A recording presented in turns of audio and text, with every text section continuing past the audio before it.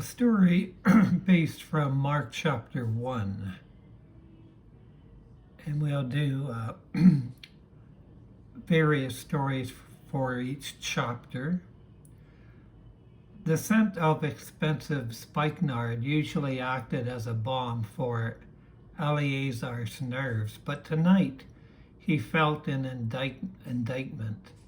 He sat in his courtyard in the upper city of Jerusalem, the flickering oil lamps casting long, dancing shadows against the polished limestone walls. His wife, Solomon, was counting a stack of silver shekels at the cedar table. The rhythmic clink clink of the coins, the sound that had been the heartbeat of their marriage, now grated against Eleazar's ears like iron.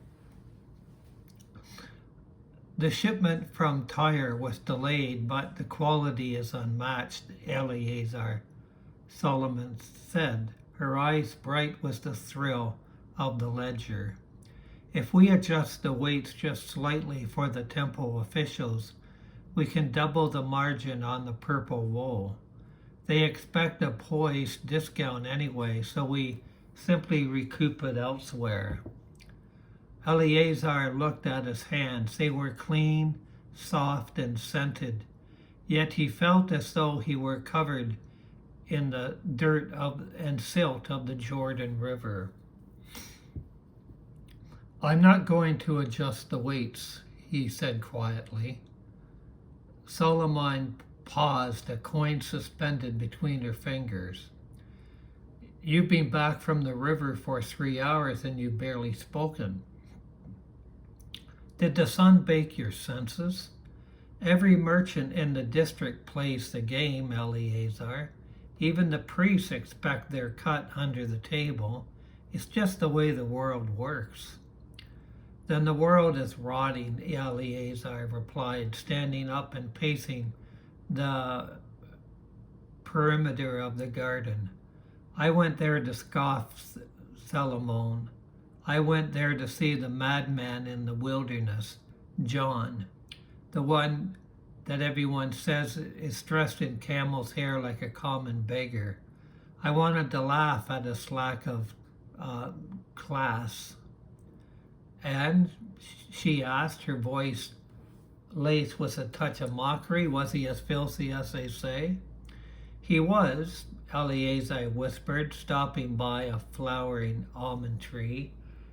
He smelled of sweat and locust, but when he looked at me, not at my fine clothes or my signet ring, but it was at me, I felt stripped and naked.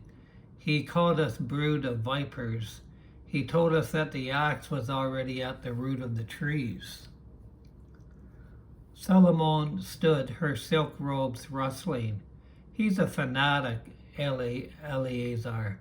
Jerusalem is full of them. They shout until they're hoarse and then they disappear into the caves. Well, this one's different, Eleazar insisted, turning to face her. His eyes were wet. I stood in that line with the tax collectors and the soldiers, men I usually look down upon. I watched the centurion weep.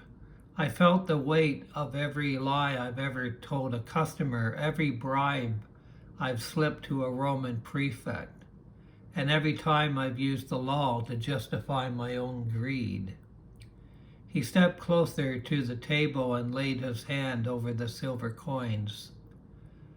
I went into the water. The current was cold, and for a moment I thought I would drown under the weight of my own hypocrisy. But when John lifted me up, the air felt new. I didn't just wash off the dust of the road, Solomon. I left the merchant of Jerusalem in the riverbed. My old man, my old self. Solomon's expression softened from irritation to a flicker of genuine fear. Well, what does this mean for us? We have a position to maintain. Our children's dowries are standing in the synagogue. It means the scales in our shop will be honest from sunrise tomorrow, Eleazar said firmly.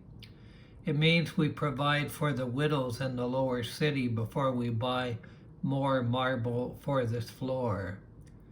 John says one is coming who is mightier than he, one who will winnow the wheat from the chaff. I don't want to be found as chaff, Solomon. He reached out and took her hands. They were cold, but he held them with a warmth she hadn't felt in years. The cynicism that usually tightened his jaw had vanished, replaced by an unsettling, radiant peace. The hypocrisy of the temple courts, the double-tongued deals in the marketplace, I'm done with it, he said. I'd rather be a simple weaver with a clear soul than the richest merchant in Judea with a heart of stone. We're going to watch and we're going to wait. The king is coming, and I intend to be ready to receive him. Solomon looked at the silver, then back at her husband's transformed face. The silence of the courtyard was no longer heavy, it felt expectant.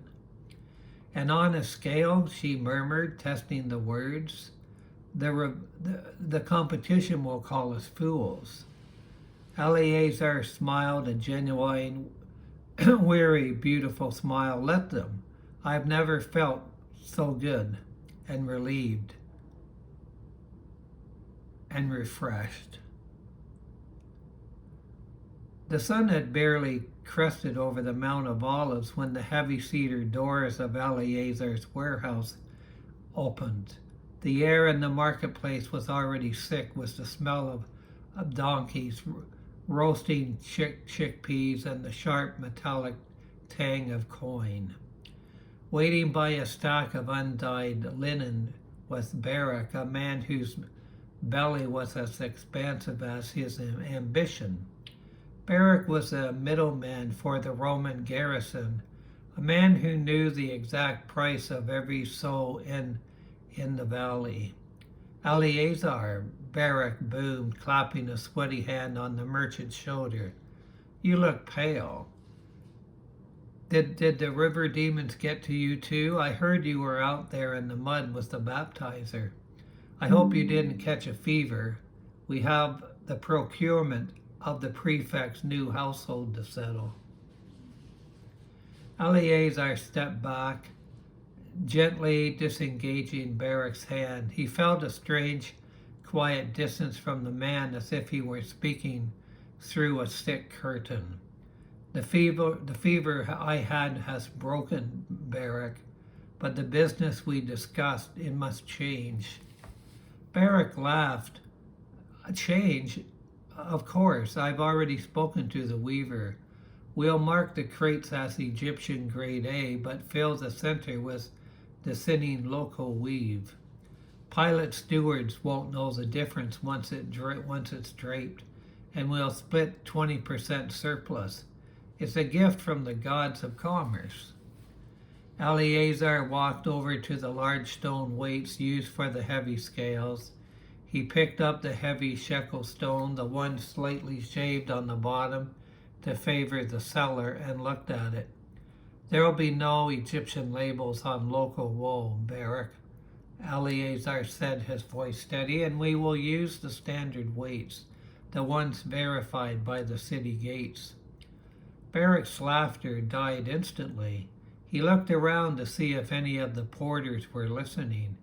Is this a joke? A joke for the morning air? Eleazar, we've been partners for over 10 years. This honesty you're wearing, it's a garment that will scratch you raw. You'll lose the Roman contract and the temple suppliers will freeze us out if we start playing by the old rules. Then let them freeze us out, Eleazar replied. He dropped the shaved weight into the scrap bin with a dull thud.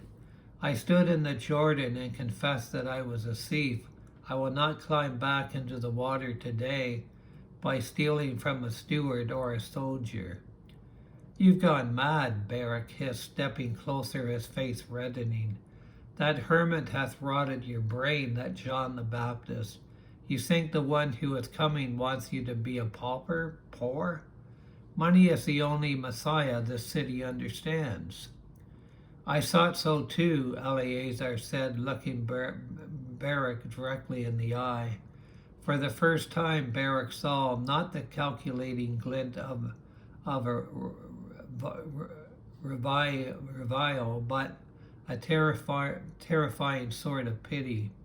But I realized that I've spent my life building a palace out of sand. The wind is rising, Barak. I'm clearing my foundation, spiritually speaking. Barak pulled his cloak tight around him, his expression souring into a sneer. Fine, be a saint in a city of wolves. See how many days your peace lasts when your accounts are empty. I'll take my business to Joab. He doesn't have a cleared foundation to worry about. As Barak stormed out into the crowded streets, Solomon appeared in the shadows of the counting room. She had been watching from the doorway, her hands tucked into her sleeves. He will tell everyone, she said. By noon, the guild will be whispering that Eleazar has lost his mind. Eleazar turned to her, picking up a measuring rod that was true and straight. He didn't look afraid. Let them whisper. For the first time in 20 years, I don't have to remember which lie I told to which man. Is that not a luxury worth more than the Roman contract? Solomon looked at the empty space where Barak had stood, then at her husband. She walked over and straightened his tunic. It is a very expensive luxury, she whispered, a small, tentative smile touching her lips. But the air in here, it does breathe easier. I do feel a relief.